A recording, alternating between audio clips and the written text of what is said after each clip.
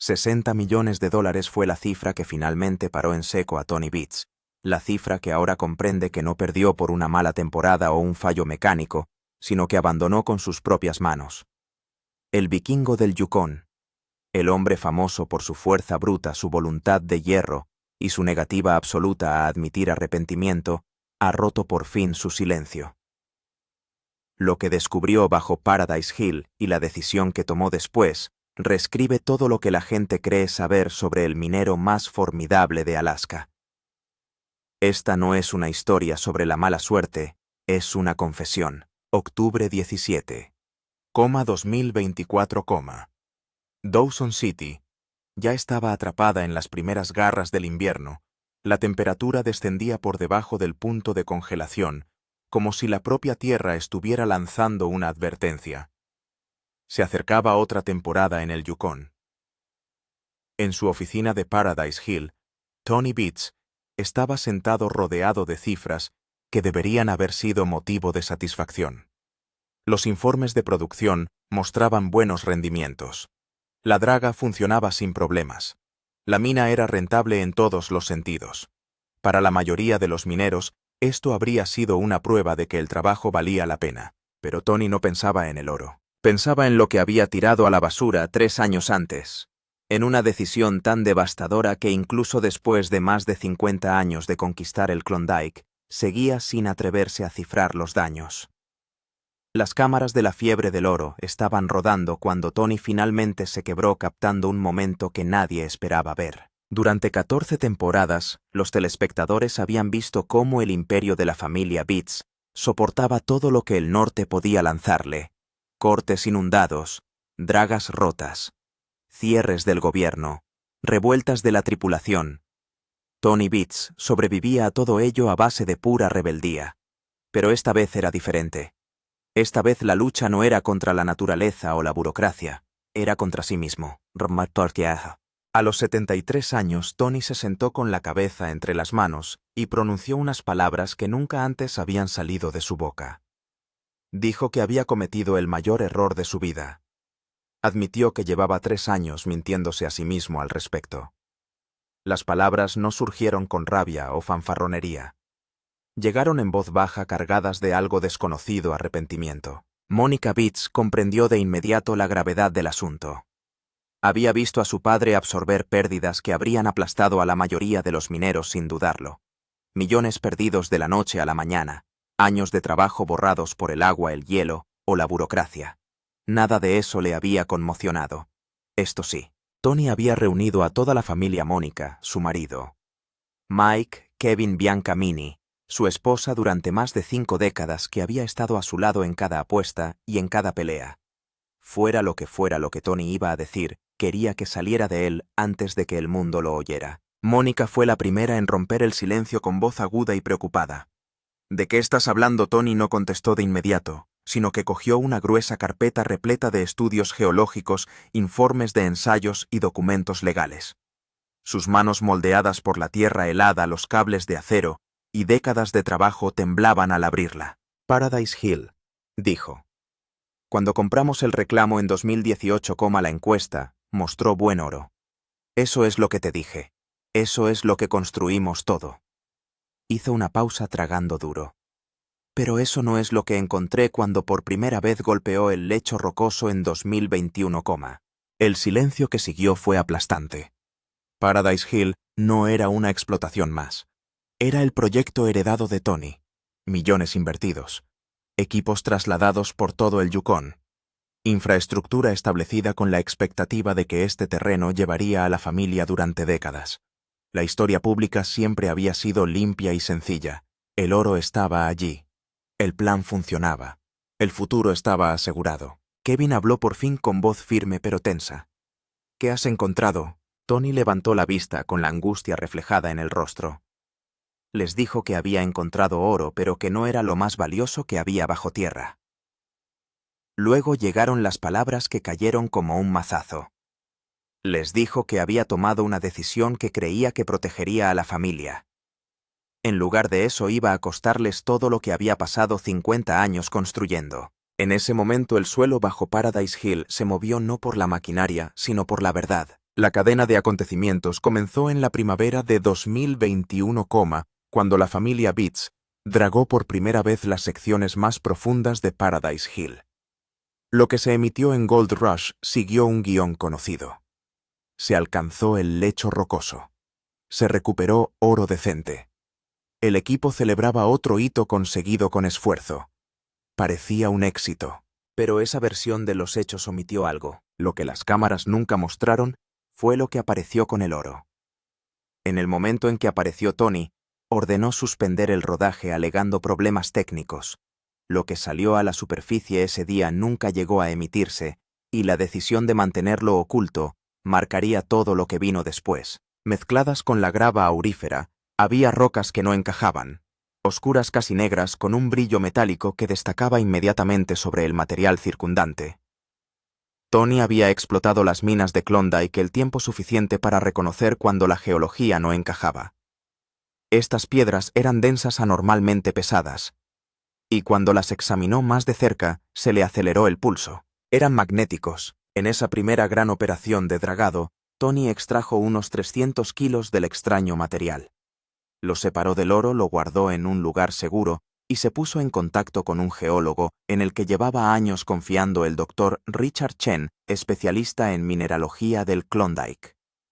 Lo que el Dr. Chen le dijo a Tony, tras analizar las muestras, debería haber cambiado su vida para siempre. En lugar de eso, le llevó por un camino del que todavía se arrepiente. No se trataba de un meteorito cualquiera, sino de un tipo poco común conocido como palisita. Un meteorito de hierro pétreo que contiene cristales de olivino suspendidos en una matriz de níquel y hierro.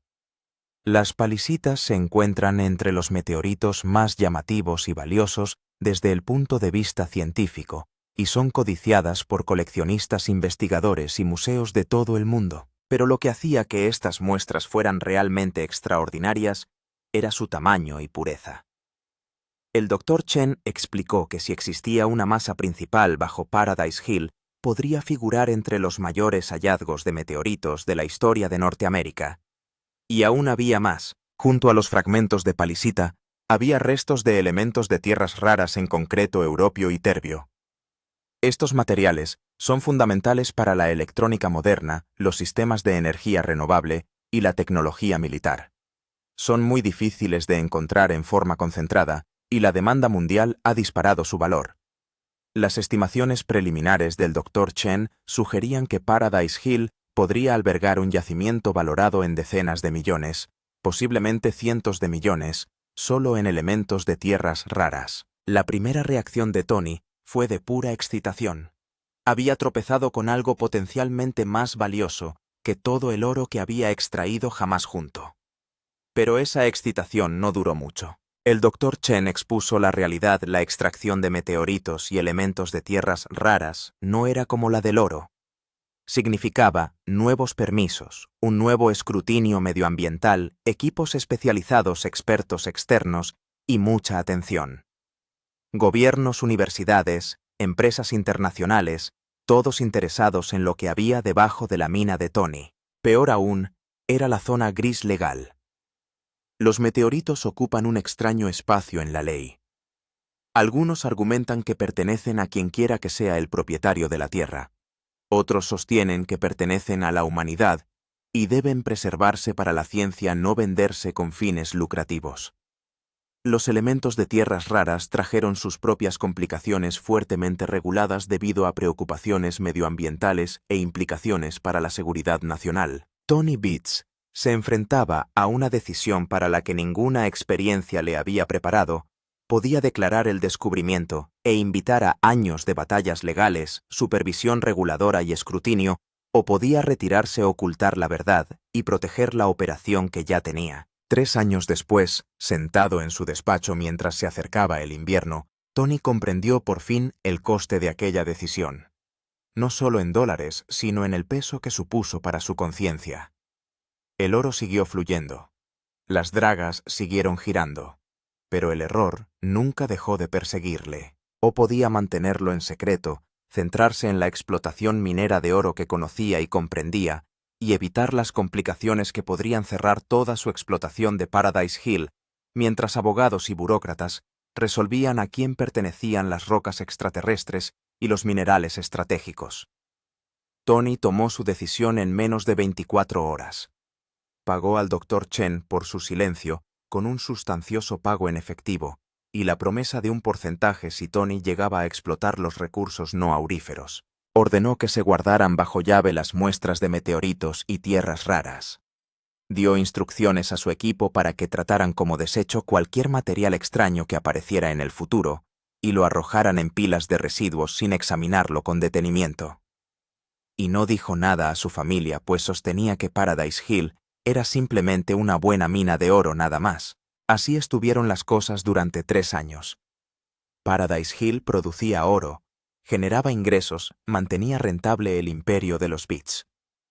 Tony dormía mal sabiendo lo que había enterrado bajo su operación, pero se dijo a sí mismo que había tomado la decisión práctica que era mejor tener una mina de oro en funcionamiento que arriesgarlo todo persiguiendo complicaciones desconocidas con rocas espaciales y minerales raros. Pero en agosto de 2024, todo cambió. El Dr. Chen murió repentinamente de un ataque al corazón y su patrimonio comenzó a liquidar sus bienes, incluidos sus archivos privados de investigación. Entre esos archivos se encontraba su análisis de las muestras de Paradise Hill, con fotografías, resultados de ensayos y estimaciones del valor de los yacimientos. Los archivos fueron adquiridos por una empresa de consultoría geológica que reconoció inmediatamente su importancia y comenzó a investigar la geología de Paradise Hill utilizando datos topográficos de dominio público. Cuando Tony tomó la decisión de ocultar la verdad sobre Paradise Hill, creyó que estaba siendo pragmático. Había pasado 50 años en el Klondike, había visto a innumerables mineros destruirse, no por falta de oro, sino por complicaciones con el gobierno, reglamentos, pleitos y asociaciones que salieron mal. Tony había construido su imperio haciendo las cosas sencillas: encontrar oro, extraer oro, vender oro. Todo lo demás era una distracción que podía hundirle. La noche después de que el Dr. Chen confirmara lo que eran las rocas inusuales, Tony se sentó solo en su despacho a hacer cálculos que cada vez resultaban más inquietantes. Si declaraba el descubrimiento del meteorito y las tierras raras Paradise Hill, sería clausurada inmediatamente a la espera de una investigación. El gobierno territorial de Yukon querría muestras. El gobierno federal canadiense se implicaría debido a la importancia estratégica de los elementos de tierras raras. Los investigadores internacionales exigirían acceso para realizar estudios científicos. Solo el proceso de obtención de permisos podía llevar de 5 a 10 años. Tony ya estaba en sus 70s. Quería pasarse el resto de su vida laboral luchando contra burócratas y abogados en vez de dedicarse a la minería, y no había garantías de que ganara esas peleas. Los precedentes legales en torno a la propiedad de meteoritos en las concesiones mineras privadas eran en el mejor de los casos turbios. Tony podía quedarse sin nada, ya que había sacrificado su mina de oro por rocas espaciales que nunca podría vender. También estaba la cuestión de su familia y su tripulación. Paradise Hill empleaba a docenas de familias que dependían de un trabajo y unos ingresos constantes.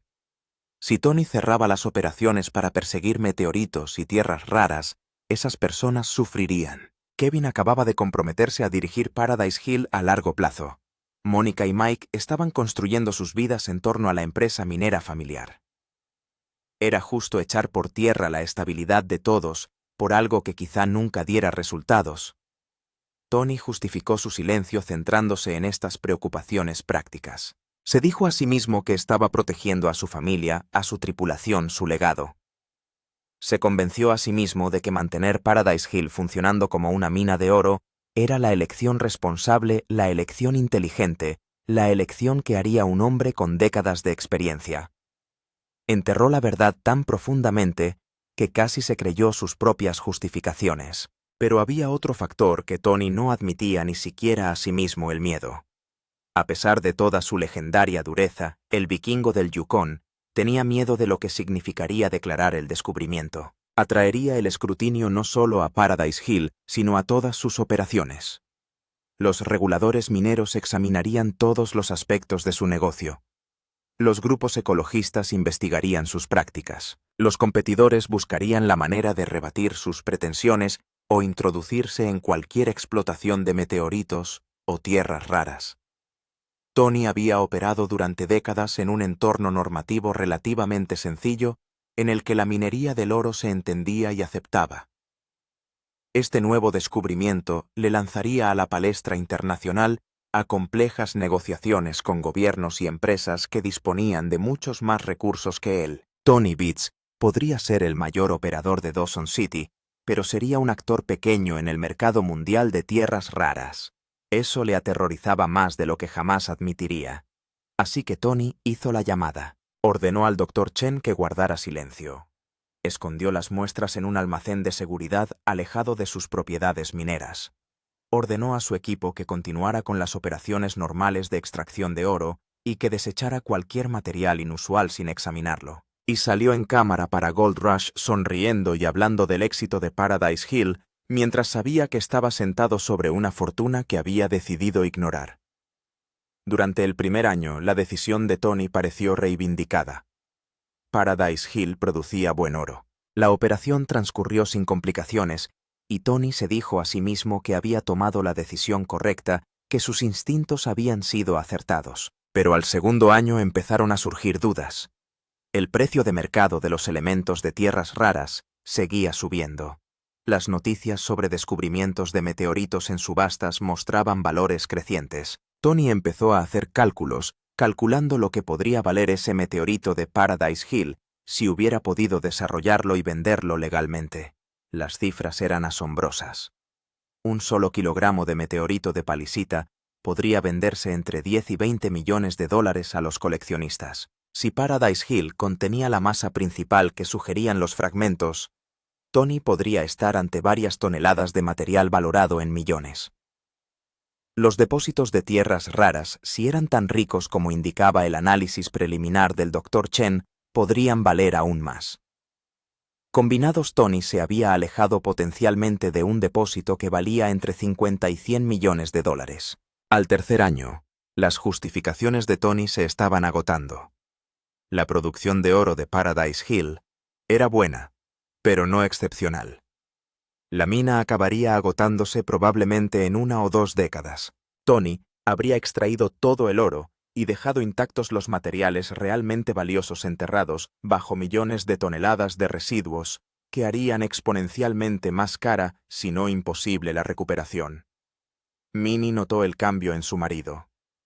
Tony se volvió retraído e irritable de formas que no eran típicas, ni siquiera para su famoso mal genio. Se enfadaba con los miembros del equipo por cuestiones sin importancia y cuestionaba las decisiones de un modo que no se correspondía con su habitual carácter decisivo.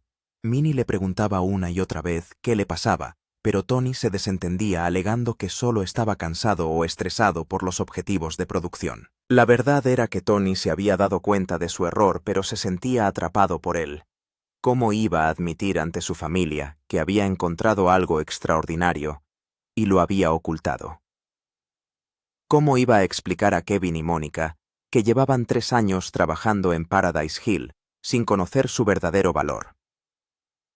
¿Cómo iba a justificar su decisión ante nadie, ni siquiera ante sí mismo, cuando el valor de mercado de lo que había enterrado no dejaba de aumentar? Vivir con la verdad. El peso del secreto cambió a Tony de un modo que la familia Beach no acababa de comprender. Pero ellos, al fin y al cabo, lo sintieron igualmente. El hombre que había construido su reputación sobre el instinto y la certeza bruta, el vikingo que tomaba decisiones en segundos y vivía con las consecuencias sin disculparse, empezó a dudar. Se quedaba de pie durante largos ratos en Paradise Hill, observando cómo la draga masticaba metódicamente el suelo helado, con las manos apoyadas en las caderas, la mandíbula apretada y la mirada distante. La tripulación se dio cuenta. Susurraban sobre ello cuando Tony no estaba cerca. Se suponía que Tony Beach era inamovible, una fuerza de la naturaleza tallada en el mismo permafrost que extraía. Pero algo dentro de él se había resquebrajado. La vacilación fue sutil al principio, una llamada retrasada, una reparación pospuesta. Una decisión que antes hubiera sido instintiva, ahora se revisa 2 veces, a veces 3. Tony empezó a cerrar las operaciones temprano en los días en que las condiciones aún eran factibles. Culpó a la logística del combustible, a las ventanas meteorológicas, a la fatiga del equipo. Las excusas eran plausibles, pero no encajaban con el hombre que su familia conocía. Kevin fue el primero en enfrentarse a él. Ocurrió en junio de 2023, después de que Tony cerrara abruptamente Paradise Hill durante todo un día sin dar explicaciones. Kevin lo acorraló cerca de los depósitos de combustible. La frustración se abrió paso a través de años de contención aprendida. «¿Qué demonios te pasa?», Kevin exigió. «Usted no acaba de cerrar todo de esa manera. Usted no ha sido usted mismo durante 2 años. ¿Qué es lo que no nos dices?». «Por un momento, solo un momento». Tony estuvo a punto de decirlo. Las palabras le oprimían el pecho suplicando ser liberadas. «Encontré algo. Lo escondí. Elegí mal. Puede que haya destruido todo por lo que trabajé». Podía ver el futuro astillándose frente a él si hablaba. Las preguntas. La ira. La decepción. Así que se la tragó. Habló en cambio de mercados, de incertidumbre, de ser prudente. Kevin escuchó poco convencido pero familiarizado con los límites de presionar a su padre. En la familia Beats se aprendió pronto que el silencio de Tony, una vez elegido, era inamovible. Mónica vio el cambio con la misma claridad. Su padre siempre había sido implacable, pero centrado, exigente, pero agudo. Ahora parecía distraído, como un hombre que trabaja a partir de la memoria muscular, mientras su mente reproduce un desastre privado en un bucle sin fin. Ella le preguntaba por la estrategia de producción o la planificación a largo plazo, y Tony hacía una pausa demasiado larga antes de responder. A veces le pedía que repitiera la pregunta. Otras respondía con decisiones que parecían menores de lo habitual, más seguras, casi tímidas para los estándares de Tony Beats. La tensión más dura recaía sobre Minnie. Lo habían construido todo juntos. 50 años de matrimonio, 50 años de riesgos compartidos, de victorias compartidas, de fracasos compartidos, sobreviviendo codo con codo. Minnie conocía a Tony mejor que nadie vivo. Podía oír la vacuidad de sus palabras tranquilizadoras, ver el peso en sus hombros cuando pensaba que nadie le estaba mirando. Por la noche, cuando la casa estaba en silencio, ella esperaba a que él hablara, a que por fin dejara aflorar la verdad. Pero Tony no podía. Se dijo a sí mismo que la estaba protegiendo a los niños, protegiendo a la familia de las consecuencias de una decisión que aún creía en sus peores noches que podría haber sido imperdonable. Minnie no presionó, pero la distancia creció de todos modos, un espacio silencioso entre ellos, lleno de todo lo que él se negaba a decir. Lo que lo hizo insoportable fue la actuación. Las cámaras de la fiebre del oro seguían rodando. Tony tenía que rugir y jurar y posar. Tenía que celebrar los totales de oro y ladrar órdenes y encarnar al vikingo que el mundo esperaba. Los productores querían drama, conflicto, triunfo. Tony lo ofrecía todo sintiéndose un fraude. La verdadera historia de Paradise Hill, la que importaba, era la que él no podía contar. La tensión empezó a notarse físicamente. Tony dormía mal, si es que dormía.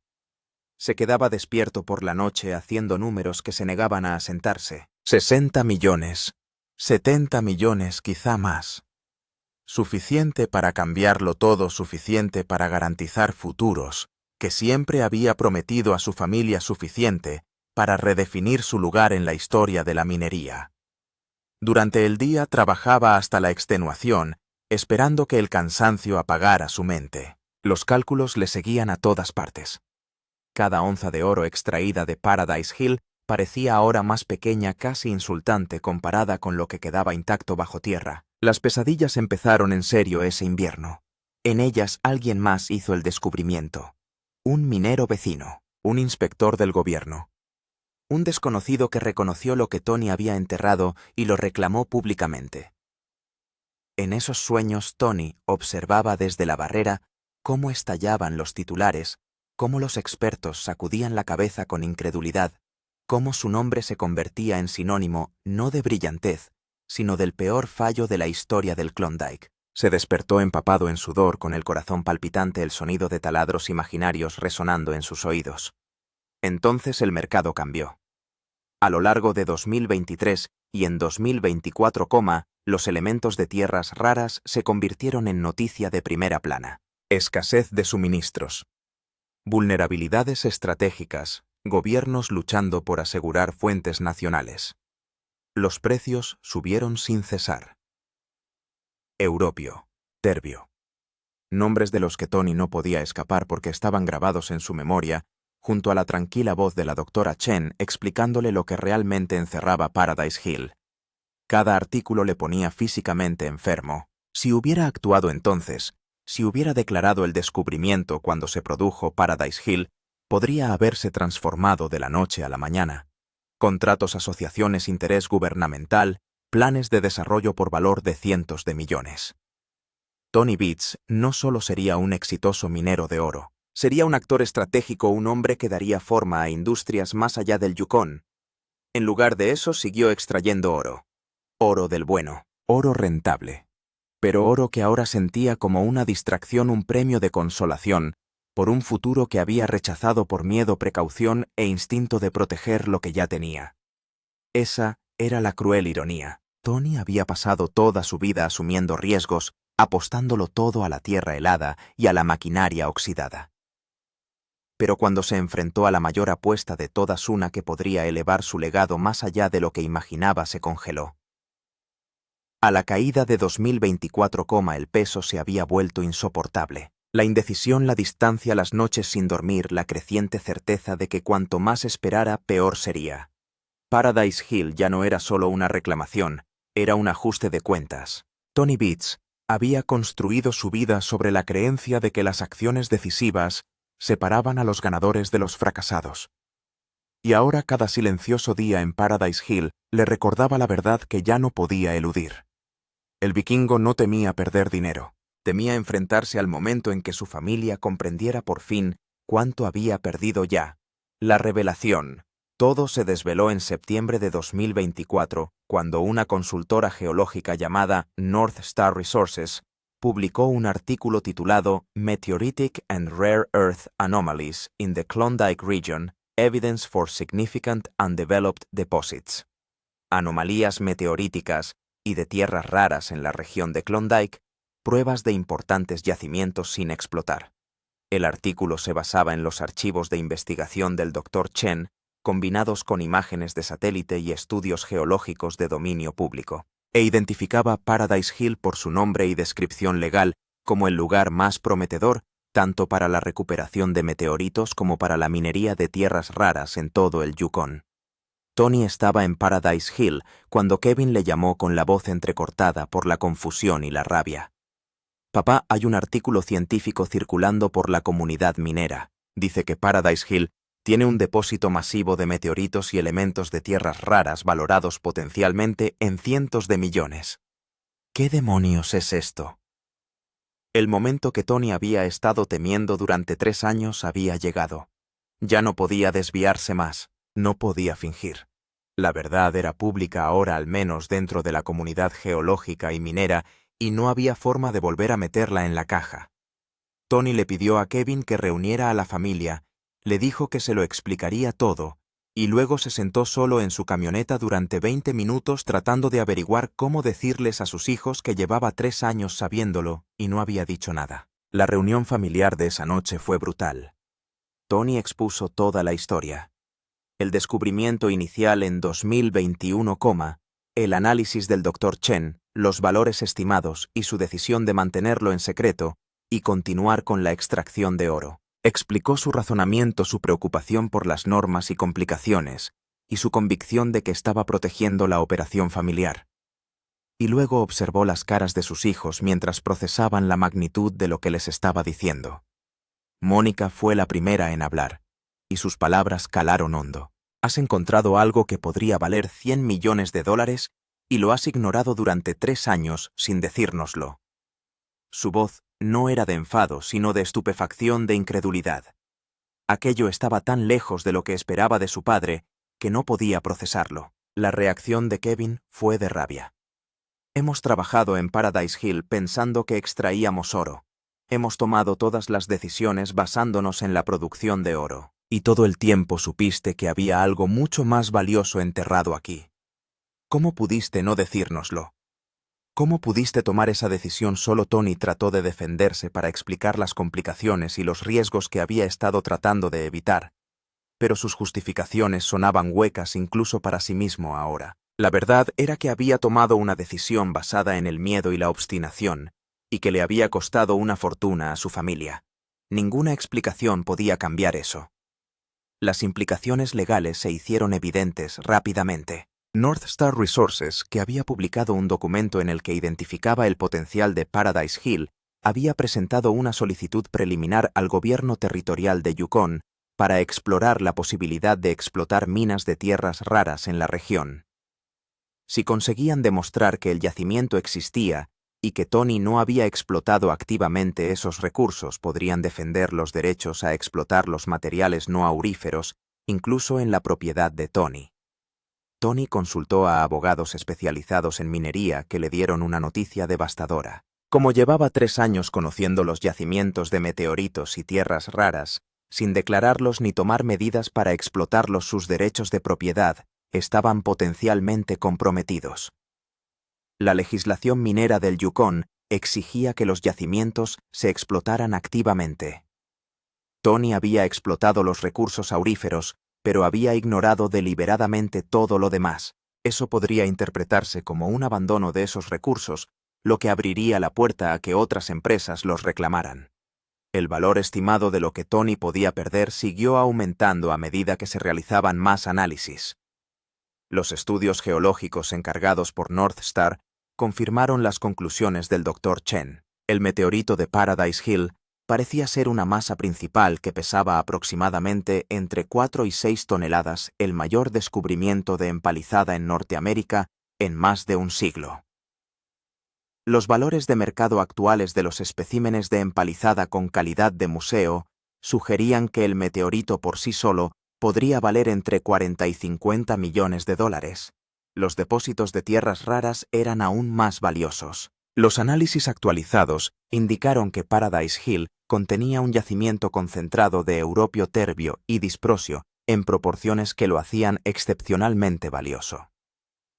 En el mercado actual, con los precios de las tierras raras en máximos históricos y los países occidentales desesperados por reducir la dependencia de los suministros chinos, el yacimiento de tierras raras de Paradise Hill podría valer entre 70 y 120 millones de dólares.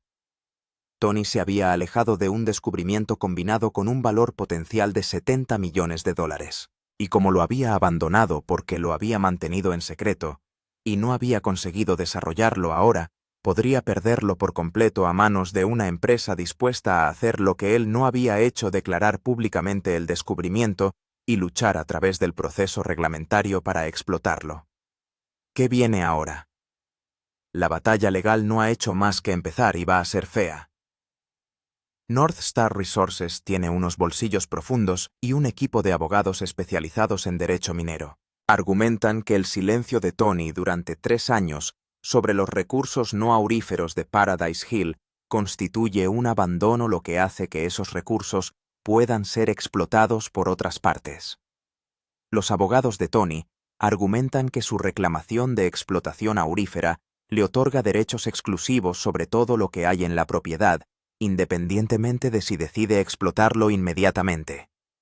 Es probable que el caso tarde años en resolverse, durante los cuales los recursos más valiosos de Paradise Hill permanecerán bloqueados en un limbo jurídico. Tony no puede explotarlos sin arriesgarse a cargos penales por desacato al tribunal. North Star no puede explotarlos sin prevalecer en su desafío legal. Mientras tanto, ambas partes gastan dinero en abogados mientras el yacimiento permanece intacto. Tony ha admitido públicamente que su decisión de ocultar el descubrimiento fue el mayor error de su carrera. En emotivas entrevistas con los productores de La Quimera del Oro, ha sido brutalmente sincero sobre su arrepentimiento y su temor a haber destruido el legado de su familia por su terquedad y su mal juicio. El vikingo que nunca mostró debilidad la está mostrando ahora, y es más duro de ver que cualquier fallo de los equipos o desastre minero que la serie haya captado jamás. La familia Beats está fracturada como nunca antes lo había estado. Mónica y Kevin están trabajando con su padre para luchar contra el desafío legal, pero la confianza se ha visto dañada. Mike ha sugerido que tal vez Tony debería dar un paso atrás y dejar que la siguiente generación tome las decisiones de cara al futuro. Minnie apoya a su marido, pero ha dejado clara su decepción por el hecho de que no confiara en su familia lo suficiente como para compartir la verdad cuando era importante. Para Tony, los años que le quedan de carrera están ahora definidos por esta lucha. Tiene 73 años, y en lugar de disfrutar de su éxito y planear su jubilación, está inmerso en una batalla legal que determinará si se le recuerda como una leyenda de la minería o como el hombre que echó por la borda el mayor descubrimiento de la historia de Klondike. El estrés es visible y le envejece de un modo que décadas de brutal trabajo minero nunca lograron. Tony Beets construyó un imperio a partir de tierra helada y se convirtió en una leyenda en el proceso. Pero las leyendas no se definen solo por sus éxitos, también se definen por sus fracasos. Y la confesión de Tony sobre Paradise Hill podría ser el fracaso que eclipse todo lo demás que logró. El vikingo encontró un tesoro valorado en $70 millones y se marchó. Ahora lucha por recuperar lo que siempre debió ser suyo.